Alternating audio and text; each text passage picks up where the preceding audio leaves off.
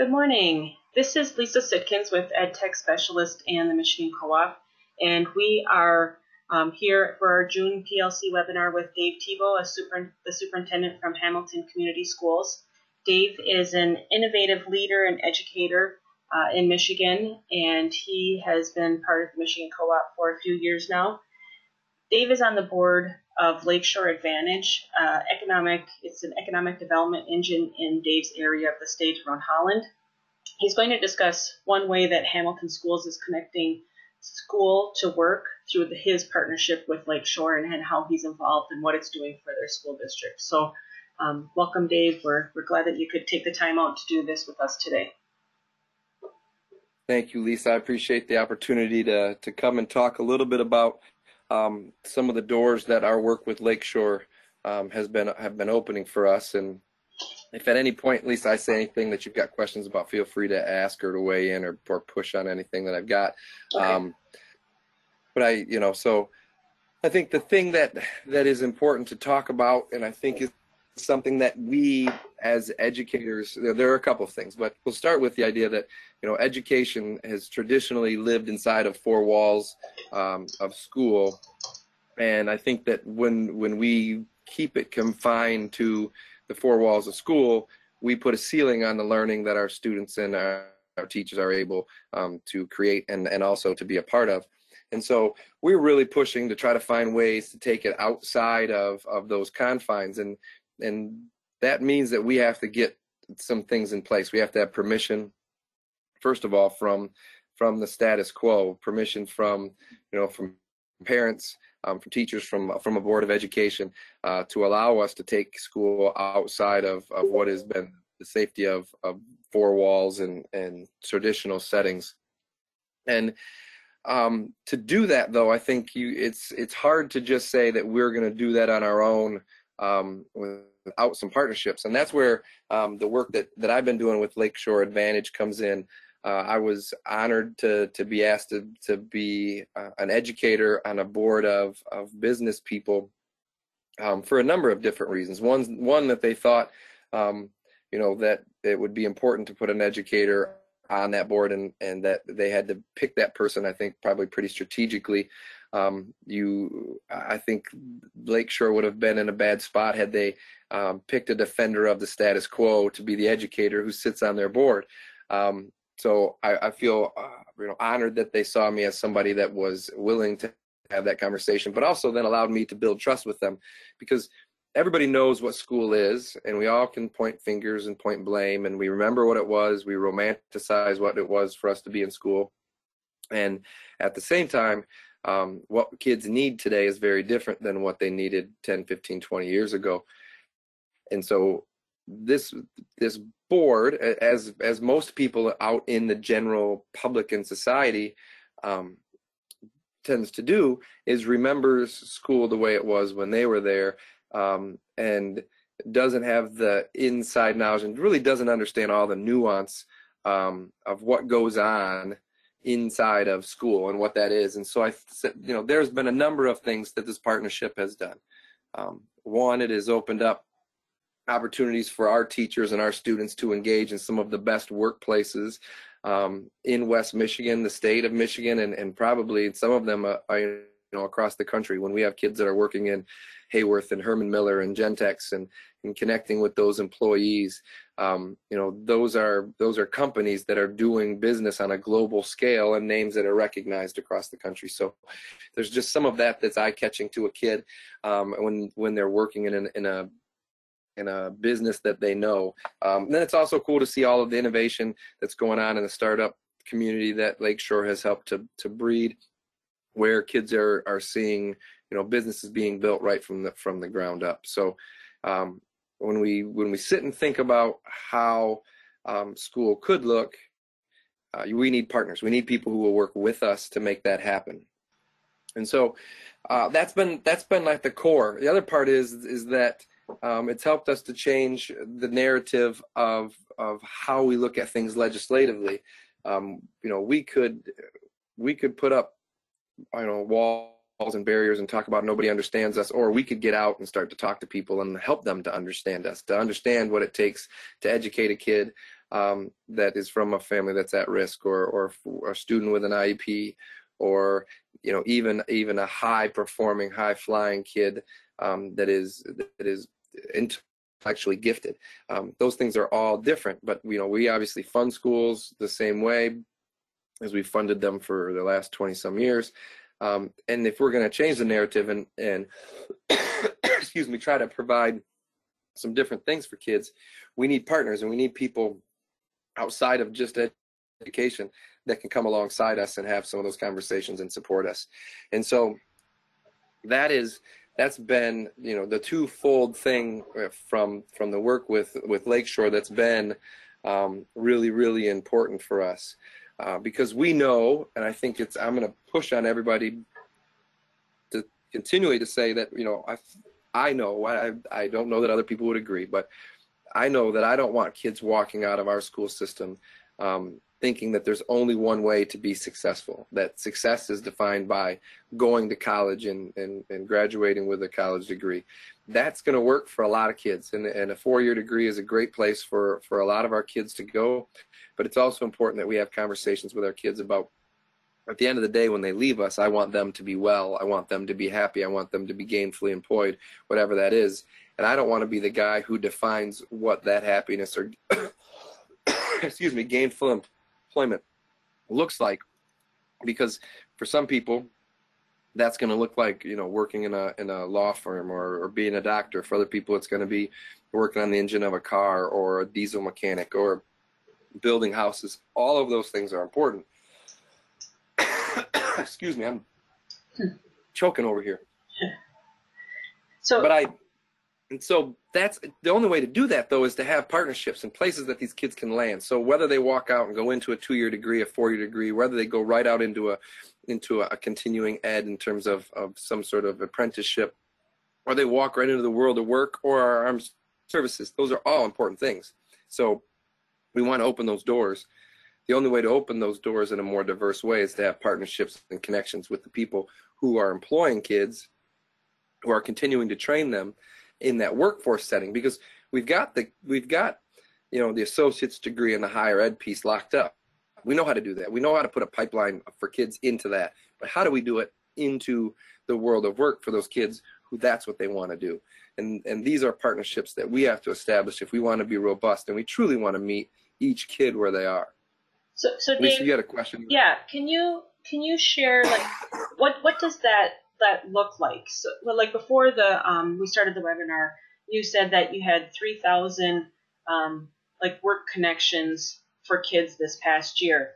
Can you give some specific examples of how that looks, and then like at the lower grades, but then also how you just said how we have associate's degrees, but how are you tying in that associate's degree with the with an employer in the area? Yeah, that's a great question. And so, I said one of the things that I'm really proud of is that we do have, we did have kids, participate in 3,000 experiences that were out in the world of work, and working with business professionals. And one of them is we've created a program called Prep for Success. And the Lakeshore has been phenomenal in helping us connect and get businesses to come in and work with our kids. So Prep for Success is a program that was developed by students in a summer kind of internship program 2 years ago. And basically the kids came to us and said, hey, the driving question was, how do we use Grand Valley's Meyer campus differently? And the kids came to us and said, well, we think that you could offer us with some modules that hit on the things that we don't feel like we're getting in our traditional classes. And so basically they said things like life skills, like how do we apply for a job? Once I have a job, how do I keep a job? How do I get better at communicating, whether that's face-to-face, written, or using, social media of some sort, whatever that is that is the vehicle for that communication. So they came and said, we don't do that very well. We don't know how to do that. So how could you do that? So we, a year ago, took a risk, and we hired 2 teachers, or pulled 2 teachers out of the classroom, and made one a success coach and one a experiential learning coordinator and kind of a business connection coach. And so we've taken them, and those teachers are working with businesses and with other educators to build these modules, these experiences for kids, in which they're going out and they're working with people from business and industry on certain things. So we've created 3 modules, and we piloted one last year, and that was a communications module that we did with our freshmen. And then this current year we just finished, we added 2 more modules. One is how to get a job, and the second one is how to keep a job. And so for all of our freshmen, they all take the communication module. Then all of our sophomores take how to get a job, how to keep a job.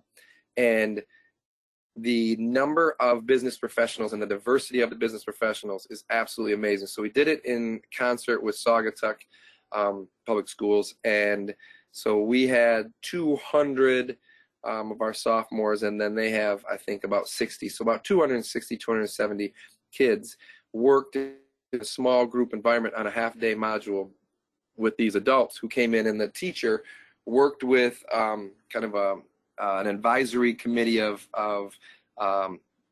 industry folks to create this experience. And so that is kind of like our first step into this. And we're working on right now building a whole unit in 5th grade around construction trades. We're working on building a 7th grade unit in the same kind of vein around agribusiness, agri-science. And so we're really taking, and we're integrating the language standards, the science standards, math standards, speaking and listening standards, all of those things into these. So we're taking the content and we're laying it on an experience, and the experience is around exposing kids to what that world of work looks like. So experiencing what do different, fields of work look like, and then also what do those skills and talents that they need to have in place to be able to perform in those environments look like, and how do we let them practice those in a safe environment and getting feedback, not just from our teachers, but from people who are in business and industry. So a big thing is, just like my kids won't listen to me, right? I have 2 kids, and if dad says something, yeah, whatever, you're supposed to say that, right? But as soon as a teacher or somebody from Herman Miller or, from Gentex or from one of these other companies says, hey, these are the things that you need to be able to do, all of a sudden dad isn't crazy anymore. Dad isn't just saying, it's not just noise in the background. They start to listen. And so when we give them a more authentic audience than the people who are supposed to be giving them that feedback, we're really finding that kids take that a little more to heart and have some ownership in it. So that's one of the programs that we are that we're working on, that we're going to continue to develop. And then that also is going to be in concert with Lakeshore. We're going to be taking basically and providing experiences for kids starting all the way at kindergarten, and then developmentally layering them up all the way up through high school, so that kids, when they're done, they get to see a lot of authentic context actually happening, content happening with the skill development in an authentic content, so in an engaging workspace. Mm-hmm. Okay. Yeah, that's so true what you said about with your kids, because I was a career tech teacher, and even as a teacher, I could be sharing, real world experiences with kids and explaining those things. And as soon as I brought them to, into a business, or we had a business person come in, they were always like, hey, did you know? And I'm like, yeah, I've been telling you that for weeks, so that authentic experience is really great. So how are your teachers involved then? I mean, you did say that the teachers are working with the businesses to develop some of this content. Are they doing? Yeah, are they visiting the businesses also and things like that? Yep, and that's another piece of what we've been able to do. So in working with Lakeshore Advantage and the Chamber of Commerce, and our ISD. You know, 2 years ago, we actually ran a professional development series for all of our teachers, and we took them and we did 2 days. And one of the days, we talked to them kind of about our vision for this, but then also brought in human resource directors from a lot of companies, and we brought in then college admissions folks from a lot of the colleges, and we let our teachers talk to and see and ask questions to the businesses about what does it look like for their hiring practices, and then also for you know, the higher ed and enrollment people to come in and talk about what does that look like and what do they really need, you know, for a kid to be ready to enroll and have those things in place.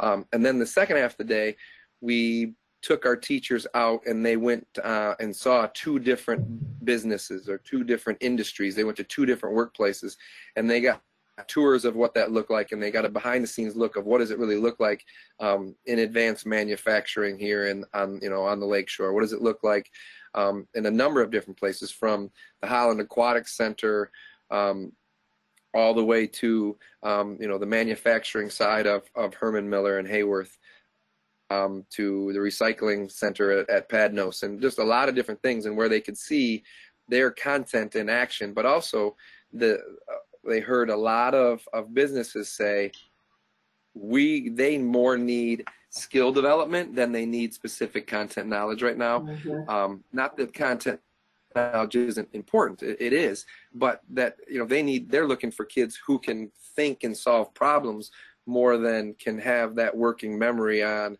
you know, what is you know, what are the concepts of Algebra 2 ready to pull out and apply in a workspace. They can teach them those things and how they need that to use those things in their workspace. They obviously want them to have a core understanding, but what they're crying for more and more is kids who can speak well, who can show up on time, who can problem solve, who can work collaboratively, who can deal with adversity, who can prototype and know that something might fail, but then we're just going to jump right back at it and try it again. It's very different of what I think our kids need to walk out with, and it's more than we've ever asked them to be able to do. And if we continue to provide school in the same way that we always have, our kids aren't going to be prepared to be successful long term. They have to be able to continually learn. That's the one thing that's not going to go away. If you think about just the changes that we've seen in the last 10 years, I've been a superintendent for 12 years. Just the last 12 years of what I've seen in terms of change, I can only imagine what that's going to mean 10 years from now, and what that's going to look like for even my kids who are going to be sixth grade or going to be freshmen. At the end of the day, they need to know how to learn. They need to know how to problem solve, because they're going to go out and try something right out of school, and that's not probably going to be the thing that they do for the rest of their life. It just isn't, because the workplace is going to continue to change. Mm-hmm. And so, we have 2 kids right now that we're working with that graduated last year and got into film and video. And I've actually worked with these 2 kids. So they decided right out at one is going to Grand Valley, but he started his own business and he's producing videos. The other one started his own little company and is making enough money right now that he didn't go to school, but I think is looking at going to business school. So he wants to run. They're running their own video companies. And if anybody has a chance to take a look at our YouTube page, they did a video for each of our schools. They did an overall video for our new strategic vision. They did a homecoming video for us. They just recently created a commercial for our bus drivers, trying to recruit new bus drivers into the system. And these kids did this all. They're self-taught, and they're running business, and they're making money. And for us to say, hey, you have to, for one of them, it made sense. He knew what he wanted to do. He's at Grand Valley. He's going to be successful. The other one said, I don't really know what I want to do. So we said, well, maybe it makes sense for you not to go spend a bunch of money on a year of college if you don't know exactly what it is that you want to do. And if you can make this work and you can start your business and see what happens. And we were lucky enough that we we had a need for some things that we were trying to do that we've been able to help them out a little bit. But it's just cool to see them take a different path and to have kind of a case study for here are two kids doing the same thing, but they've gone about it two different ways and they're both being successful. And if you talk to them, neither one of them feels like they're wasting money on anything. Their next step was intentional. And that's tough to be able to say for a kid who's 17, 18 years old, and we're expecting them to make some really big decisions when we haven't exposed them to very many things, you know, out there in that world of work. Because I won't say real world, because they're, you know, high school for them is the real world. They don't know any different than that. But there is a difference when you walk out into the world of work and you are then responsible for yourself, you know, and making ends meet. So that's just two cool stories that we have. That of kids that we're watching, you know, them take very intentional next steps, but they look very different. There's a question in the chat that says, what was the name of that freshman course that was required that you have? So it's not, so yeah, it's not a course, but it's actually the program is called Prep for Success. And we've got some different information up on our website, and then I have two of my teachers. One actually who was our success coach, career counselor. We're actually moving her. She was more of a district role, but next year we're actually adding her to the high school and adding an additional counselor at the high school, and she's going to focus on that for all kids. And so the modules are all Prep for Success modules, and so we require the kids to go through the experience. It's not a full course, and I think it's one of those things that we're trying to really pull a couple of things apart and offer kids modules versus full courses, so that they can then put things together a little different. And so I don't know. Is it an online class? Yeah, I don't know if it's up there. It might not be right there on the website. Okay. I can get you guys more information though, and connect you with the people that are running it. They're doing a phenomenal job. Yeah, if you send me, if there's some way that, like, because what I can do when I post this webinar is I can put links. Like I'll look up your YouTube channel and put a link to that, you know, underneath the video, this webinar. Perfect. Yeah. Perfect. So how does that work then? So it's not a course. Who is teaching the modules then, or who's kind of like overseeing how that goes? Like I heard you say something about 5th grade, freshmen. Is it the classroom teachers that are taking time to do that?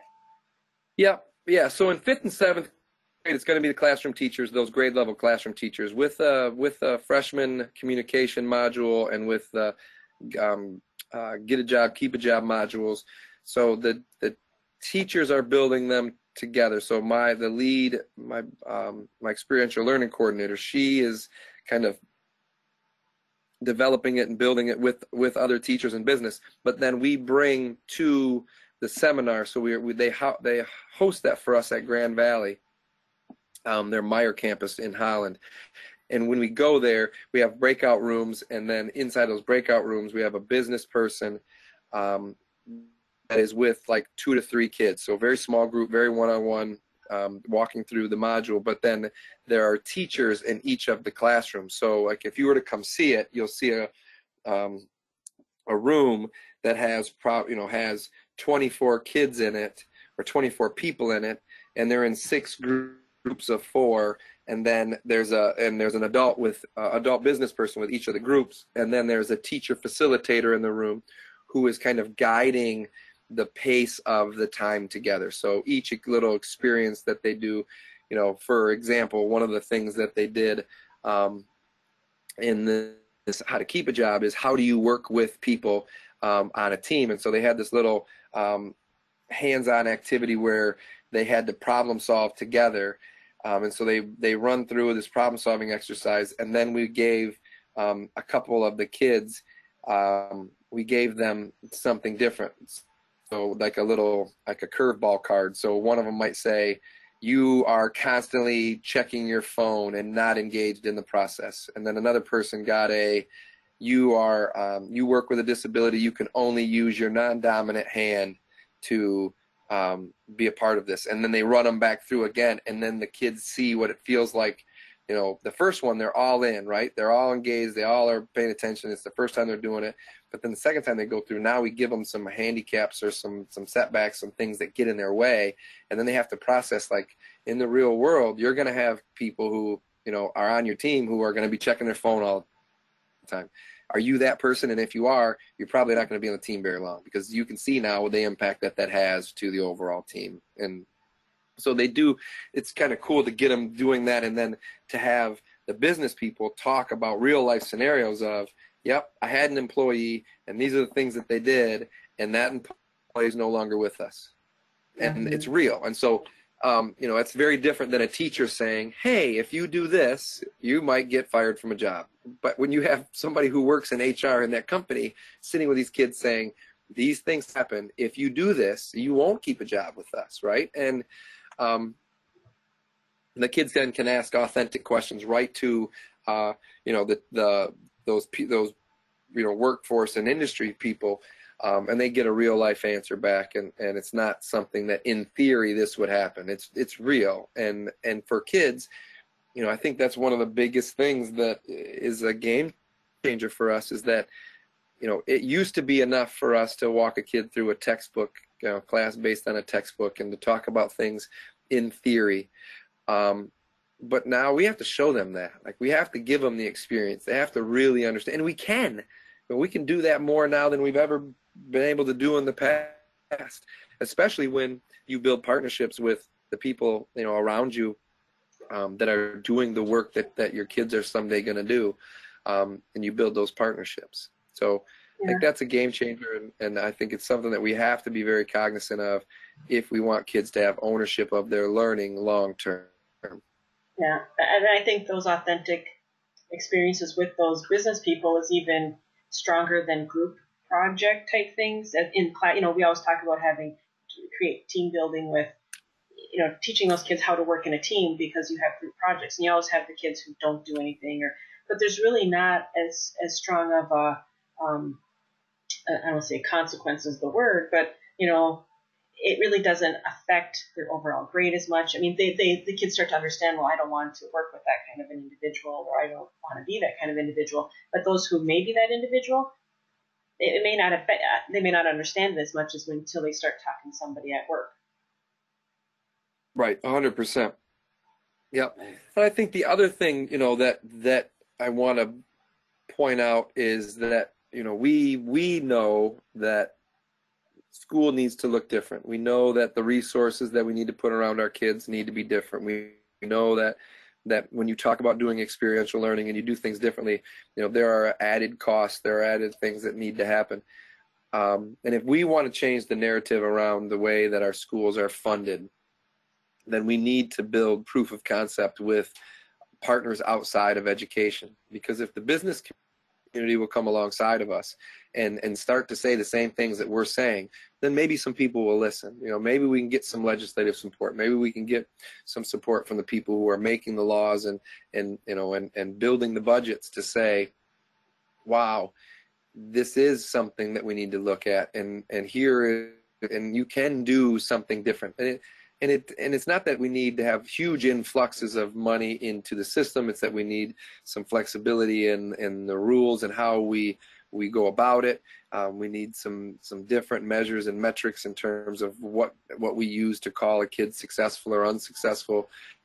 You know, we really need to look at that whole child versus, you know, that score on a high stakes test. And so the more that we can have these conversations and we can engage with business and industry, the better off we're going to collectively be. And to go alongside of that too, you know, I think at times different businesses see kids that come out and they have different skill sets or they lack skill sets. You know, we're finding that when we get our kids in front of these businesses, you know, these businesses are starting to grab some of our kids right away. I mean, we've got kids that literally have been to, you know, some of these events and are walking away with a summer job because the business people are listening to them talk and then furthering up that, following that conversation and saying, hey, what are you doing this summer? Would you like to come work, you know, with us over the summer and understand who the business is? And so we're it's opening doors on so many different levels, but it has to be intentional.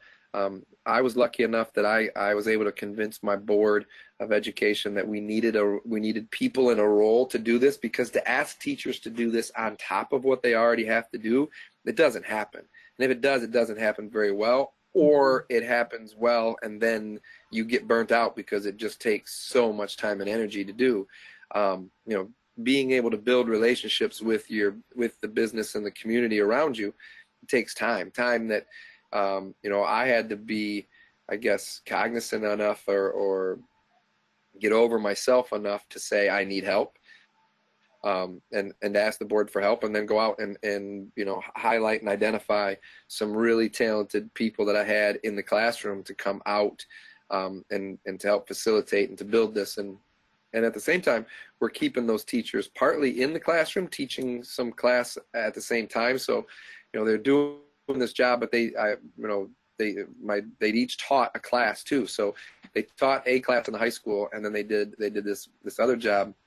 But part of that is to intentionally keep them relevant, so that other teachers will see that they're still doing classroom stuff. They're still a teacher, because what happens is, as soon as you get that teacher out of the classroom and they become a coach, or they become a curriculum person, or they start to be any level of support, principal all the way up to superintendent, if you're not in the classroom doing it, then it's really easy for people to say, well, you don't know what it's like in the classroom, and to dismiss the work that you're trying to do. And so to keep that validity in place, I think we've got to be very careful that we don't just turn people into another layer of administration, but really allow them to understand and to continue to teach kids as they're teaching adults at the same time. Kettle Moraine has that same philosophy. When I visited over there, they're I can't remember what they call them, but it's not really a principal, but someone who's kind of the head of their departments. They still teach half time, and then they do that half time, like the administrative piece of their area, and it's pretty powerful. They really there's not burnout there. They have that excitement still for teaching. And the understanding of still being in that classroom, and they're the ones that are moving to doing the CBE work. So, you mentioned Saugatuck? Are there a lot of schools in your area that are involved with Lakeshore Advantage? I mean, I know you're the only or superintendent educator on the board, but do other schools are they doing the same thing you're doing with Lakeshore?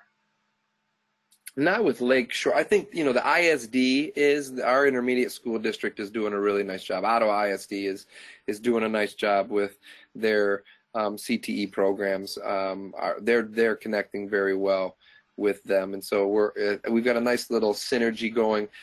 Grand Haven is starting to do some really good things. I think they connect a little bit more with their economic engine up there. They're a little farther north of us in the county. So I know that they're doing some really innovative things and trying to kind of push that envelope as well. I know that, a lot of the districts in the ISD are interested, but as well as I do, there's so many things that we have to get better at. There's so many moving targets out there right now, and expectations for us as educators, that you kind of got to pick where you're going to put a stake in the ground, and what are you going to work on, being good at. And so I think everybody's cognizant of it. I think it's on everybody's radar. I think, Lakeshore Advantage has been intentional to build relationships and to try to open doors.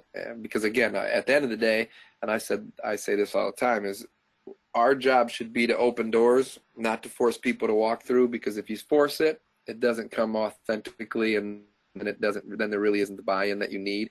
So I like the idea that we open a door, and then you take the people who start to walk through and you support them, and you make sure that there aren't any roadblocks in their way once they've walked through. But you can't force anybody to do that. You've got to kind of paint a picture of what it could be. You got to build some urgency, and then show them the tools, and you hope that they take it, and you hope that they can, we continue to create authentic experiences for our learners, so that they can develop a content knowledge, a skill base, and then understand how can I apply it in other situations down the road? Just like we build schema for the content and those skills, we need to be able to do that experientially so that they can say, oh, hey, you know what? I was in a situation that was kind of like this. It's not the same, but I think if I did X and Y, I'm going to be okay. And so that's a more intentional thing than walking lockstep through a very scripted curriculum that happens all in a textbook or happens all kind of in a canned environment. Mm-hmm. So most communities have an economic development, some kind of organization within their communities, but they haven't always connected to schools. I mean, it's always been focused on the economy of that particular community. How do you see that? How, if a school district has that, they have the economic development within their community, how can they connect with them if they don't already have it? Like, did Lakeshore reached out to you, right, to be on the board? How does that happen? Yeah, I think it's two different ways. So Lakeshore reached out to me, but I've also reached out. There are a couple other ones. So Talent 2025 is another group over here on the west side of the state, and I reached out to them. When I first got here 8.5 years ago, I noticed that they were doing some work. They had a K-12 group, and I sent an email to the head of it and said, hey, notice that you've got some K-12 work groups going on. I'd love to be a part of it. And so I threw my name out there for them. I also did kind of the same thing with the Highlands, with the West Coast Chamber. Just made those intentional connections and wanted to know more about them, but also wanted them to know more about us. It makes sense for your chambers, for your economic development companies to, the engines to work with schools. I mean, because at the end of the day, the community with the most talent wins. And if your schools are good, people want to move to the area. If people want to move to the area, then the economy grows and you can, you start to develop more jobs. And so they are arm in hand in hand. And instead of, playing the blame game, I think we should be reaching out to them. And we can't sit, the Lakeshore Advantage piece, was one that I'm grateful for, but I think it was born out of a failure too. So the director of the CEO of Lakeshore, she was at my I interviewed for the ISD superintendency at Ottawa, and Jennifer was there, and she listened to me, in my public interview, and then when I didn't get the job, she reached out to me. And I think some of my answers and the way that I went about answering some of those questions, I think she saw a connection. And so I didn't get the ISD superintendency, but I did get a seat on the board at Lakeshore. So I think that one was a unique one for me. But I reached out to the other organizations that I work with, and I kind of drove that and pushed to connect with people, just so that I could paint a picture for them of what we are trying to do educationally and try to, build the bridge between what they're trying to do and we're trying to do, because a lot of it is very, very much aligned. Yep, there are going to be some things, that we're not going to see eye to eye on, and there's going to be some conflict. If you think about the chambers and starting school before Labor Day, none of the chambers are on board for that, right? Nobody wants. They're trying to keep us after Labor Day so that our kids can continue to work in those businesses. And I get it. I understand what that is, right? But at the same time, now I'm able to sit down and I'm able to take them data for what happens to our kids. I mean, I'm showing them data from the end of this year, and then when we go in and we start pre-testing kids at the beginning of next year, I'm going to show them, look, this is where kids ended the year. We took all this time off, and now we're starting over, and these kids had some slide, right? And it's, I don't think anybody would argue that if you don't practice something for 2.5 months, that 2.5 months later, you're going to be as good as you were when you left it, whatever it is. I don't care if it's an athletic skill, it's an academic skill. pitching pennies, throwing a baseball. I don't care what it is. If you don't do it for a while, you're going to have some rust. So, we're able to paint a picture for them and have some conversations. And we don't agree on that thing, but that doesn't mean that we can't work together on a whole lot of other things, or that we can't start to brainstorm how might we have a pre-Labor Day start, what might our schedules look like so that we can work in concert with our businesses and they're not economically hurt and our kids aren't academically hurt. We don't know what that looks like because nobody has decided that we're going to set aside our differences and really sit down and brainstorm and problem solve this thing and look at it together and look at the data and to look at what's really happening and then try something and then come back together and say, all right, how did that work? We thought it would do this. Did it do what we thought it would do? Or wow, we thought, that all of a sudden we were afraid that we'd lose all of this revenue that was coming in. Well, what if we did something different for a year and then came back and to see if it actually worked? We don't know that because we're not having the conversation. And part of that is because we're not putting the right people at the table together at the right time. And so I think we as educators, as superintendents, as leaders have to be willing to be the ones to go and knock on those doors. If they're not knocking on our doors, we need to knock on theirs. Mm-hmm. Great. Does anyone have any questions for Dave? You can unmute your microphone or put it in the chat.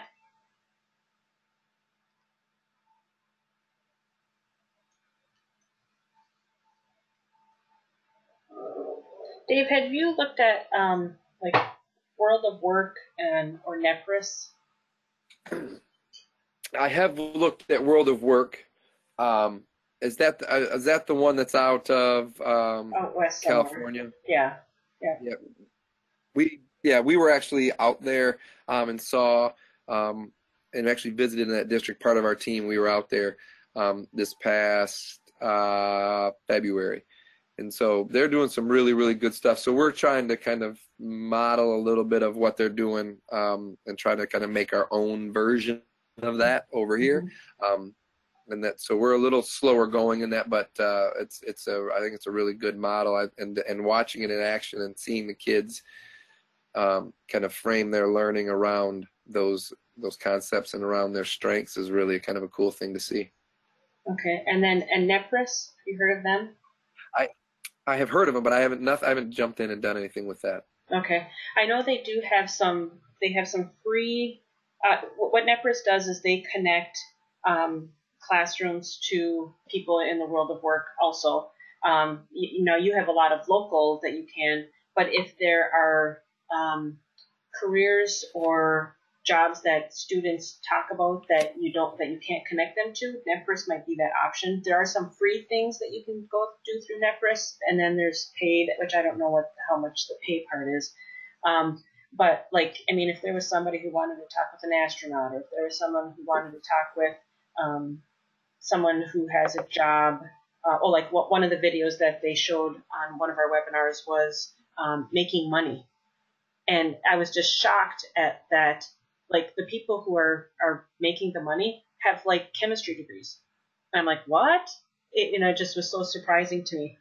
So they do have some. I think the videos, you can just watch the recorded videos for free. So if a teacher wanted just to have it show it to a kid or show it to a classroom or things like that, that would just be another way to connect that world of work to the school.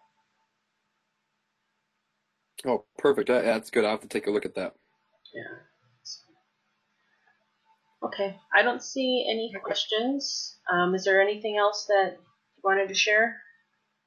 No, I think I would just wrap up by saying that, what is expected of us continues to grow, and we have a lot of opportunities, and I would push if whoever listens to this to connect with the world of work around them, to connect with and to build partnerships with people that help us expose our kids to all of what's out there.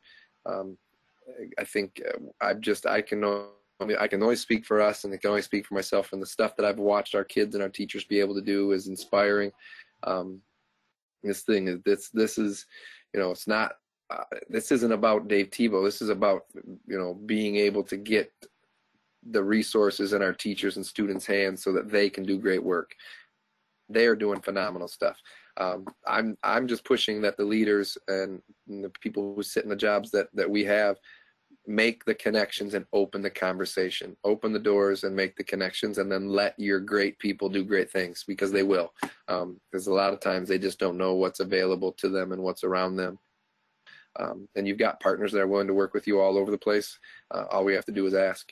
And if we ask and they say no, we're in the same spot that we were before. So it's no skin off anybody's back. Mm-hmm. Great. Good.